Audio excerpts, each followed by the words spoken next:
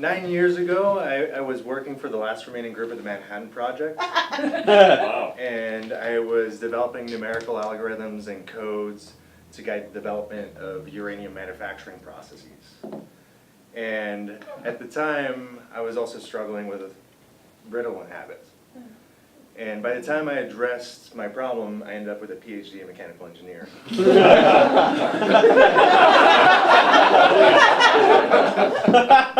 And I'm sharing this with you because some of you might look at this machine and think bad or evil or dangerous. But it's a reminder that I could be building worse things.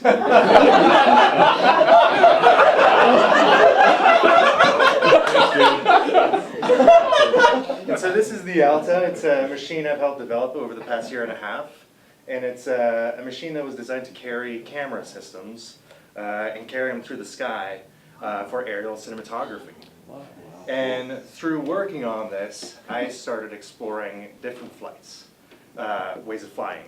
Because the first time I saw this flight, and I saw it move with my command, it just felt like an extension of my body. It was one of the most amazing experiences I've ever had. The first time I flew it, I couldn't blink and I was crying by the end of the flight. I flew the entire batteries down to its last little electron. And so I want to put this down because this is work. And what the Alta introduced to me is FPV flying, first-person view flying. And it's where you fly by looking through the camera on the bird. And so I do that with much smaller ones because they're my toys. And so I start building these relationships with these machines, mostly because they behave like beings. Just looking at this one, I just put this 3D camera on it. I haven't flown with it yet, but it looks freaking awesome. And the 3D camera just makes it look so much more like a Wall-E. But a flying Wall-E. And these machines are very simple. The technical terms are multi-rotor. This one's a quadcopter. Most of you would call it a drone, probably. I would call it a happy drone.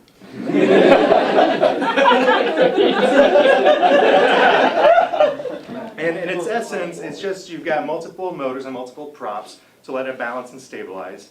And then you have an electronic board that's a flight controller, and that's got all the sensors, and that's pretty much the soul, the brain, the nervous system of the quad. And this one's called Beano. I name every single one of my copters because if you don't, it's kind of weird because you have to list them in your transmitter. And if you're just copter 1, copter 2, you just become part of the machine, I feel like. Beano was the first copter I built, and I bought all the parts and I laid them out on my apartment floor. And it took me about a week and a half to build. And when I finally plugged it in, I heard it beeping, the LEDs started flashing, and it was like it became alive. And then pretty soon it started smoking. So I pulled out the battery because the lithium polymer batteries that we use, if you short them, they'll burst into flames. So you want to avoid that. And so I rebuilt it, got it to fly, and then suddenly in flight started smoking, so I brought it back down, rebuilt it again, and the third time was the charm. Beano really taught me that in order to build these machines, you really have to rebuild them over and over because failure is not an option with these. You're pretty much putting an open blender in the sky, hoping it doesn't hurt anybody. FPV flying, the best way I can describe it, as soon as I got addicted the first time. I also crashed within 30 seconds of trying it, and I broke all the props off. But the best way I can explain is that you start forgetting your physical self, and your consciousness starts becoming part of the machine. It becomes an extension of you. And the way I really looked at it, it was the first time I flew past myself, and the first thought was, who's that guy? And I realized it was me. And then I realized I was looking at me. It wasn't a reflection of myself. I was looking at me, at my body. But I was in this machine looking at me. And so I started forgetting and losing track of where I was and where my body was and where that separated. And then I realized, but my fingers are controlling the motion of where my head's at. And so I started thinking about how my body was being the drone now because I was controlling it from the machine. And so I guess what I'm trying to say is don't fly and look at yourself. It's very similar to what I hear, like acid and mirrors. You don't.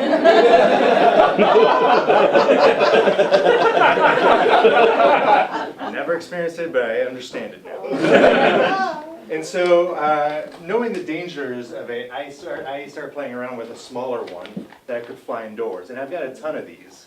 And the one I bought was this tiny little nano quad, very similar to that one. And every day at 5 p.m. I would whip it out at work, and then, well, whip the quadcopter. And I would have 20 batteries, and I would fly for 45 minutes. And I realized not all my coworkers stopped working at 5. And so I would go buzz around, and I would sit in the corner, because I wear goggles that transmit the video feed. So I would go sit in the middle of the warehouse and fly around and buzz my coworkers, my colleagues, and every so often I would run out of batteries and just crash down.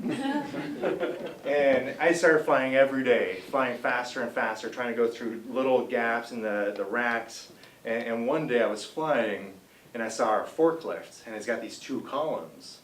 And I was like, I'm a badass, I'm going to fly right through the middle of those columns. And so I turn around, and I lock in, and I throttle up, and I'm going full speed towards the forklift. And then suddenly, right at the forklift, I see my reflection, and I crash. There was a plexiglass window in between the forks. And that was like the truest bird experience I think.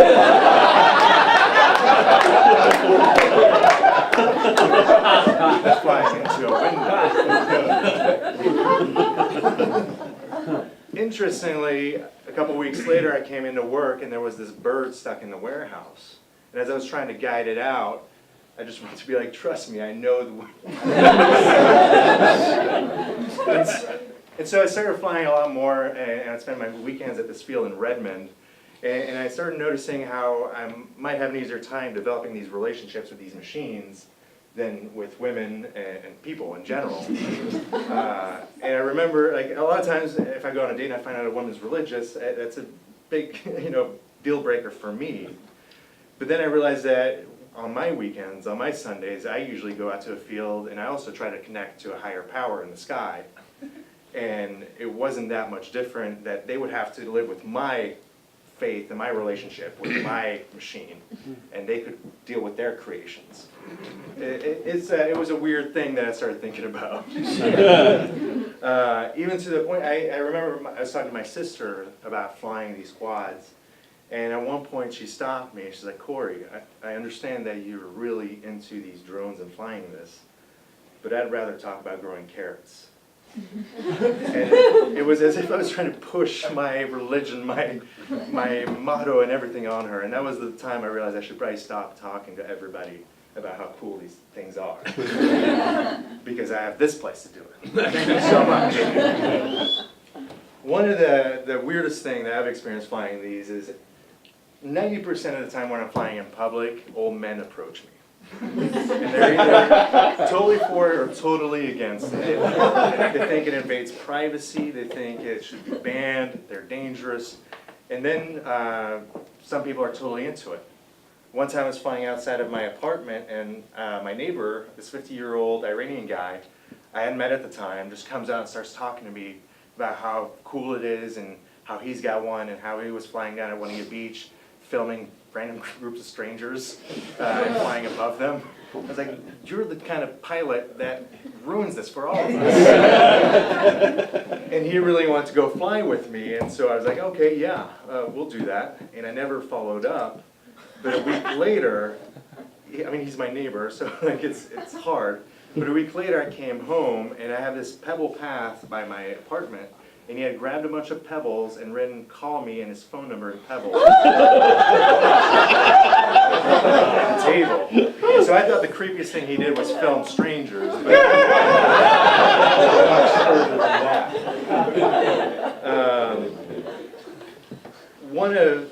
One of the ways that I explain about how it's not just me is because I was flying outside at my sister's farm, and I was flying around over the gravel roads. And I let my mom wear my goggles so she could experience what I was experiencing when I was flying. And as soon as she put on the goggles, probably within like a minute and a half, I was flying over a path, and she had forgotten that she was not, or what she was seeing was not attached to her body. And I looked over, and she's walking into bushes.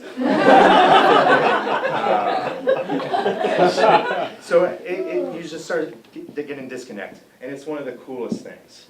And so what I wanted to show around today, I've got a little one here, and I wanted to fly it around the theater. And what I wanted to do is give you guys an experience of what I'm seeing in the video feed, because it's usually very low quality. And originally, I wanted to give you guys the experience, the awe of flight, and then the emotional reaction of a crash, and I wanted to get a volunteer to crash into. But my mom made me promise to fly it into myself so I wouldn't get sued.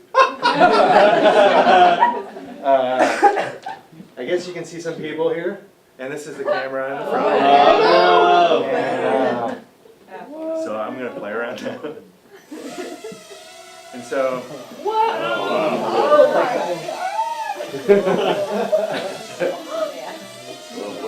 And these are just like little toys you can fly around with indoors, anywhere you want. And so this is it. I kind of had to headbutt it. But yeah, that's FPV flying, guys, and I just wanted to share with you guys. It's the coolest thing I've done in the past year and a half, and I'm super addicted, and I've got like 8 of these. So thank you so much for listening. I hope you try flying soon.